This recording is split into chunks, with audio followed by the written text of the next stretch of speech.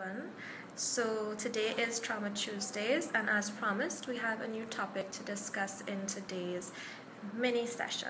So the topic of choice is going to be suicide, and I'm going to discuss some of the warning signs that you can look for, as well as how to prevent. The reason that I chose suicide for today's topic is that I find that there has been a steady increase in the numbers of suicide cases being referred. I believe that the general public isn't aware of the actual number of suicide cases that are being referred, and maybe we can discuss 3 levels of suicide that are usually referred to the office. The first is thoughts of suicide, the second, attempted suicide. Of course, we have completed suicide, and the clients that are referred in this circumstance is going to be the family members or friends of the victim. Discuss today is some of the warning signs that you can actually look for in a person that can probably pinpoint that they may be contemplating suicide. One of the first warning signs that may come up is that they may be talking about death and wanting to hurt themselves quite often. So they may talk about self-harm. The sign is they may actually be seeking out the lethal means to commit the act. So they may be trying to access guns, pills, knives, etc. Warning sign is that they usually have a high sense of hopelessness and helplessness for the future, where they feel like there is nothing left. Also posit self-hatred, so they have feelings of guilt, of shame, of worthlessness, where they feel like they can't contribute. Indicator may be that they're getting their affairs in order, so they're organizing a will, they're making arrangements for their family members. They may also start to say goodbye, so you would have sudden and unplanned visits. They would be sending you letters, telling you how much they love you. They may be withdrawing from loved ones, so they start to socially isolate themselves from all those that they may have been close to prepare. In some cases, they may also show a sudden sense of calm, and this is usually the case when they've made the decision that they're going to commit suicide.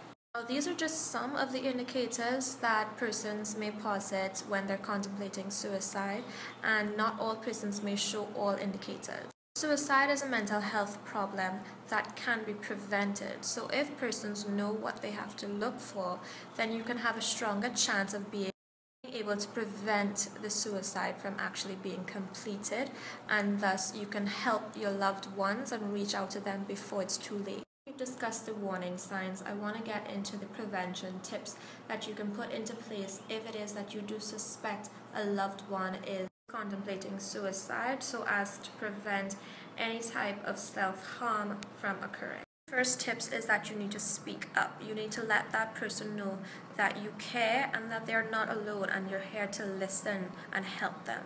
Things to note is that a promise of confidentiality cannot be made in these cases, because when a life is at stake, you may need to inform mental health professionals.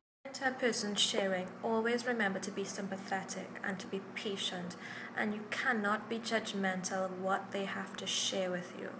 Do not argue when a person is sharing. Instead, offer hope. Let them know that suicidal feelings are temporary and can be changed with support. Another tip is encouraging the person to have positive lifestyle changes and removing any lethal means of being able to commit the act. You must be able to respond quickly when in a crisis mode, but you have to remember that you cannot do this alone. Always seek professional help, because we are equipped with the tools to help treat and to help your loved ones survive this ordeal.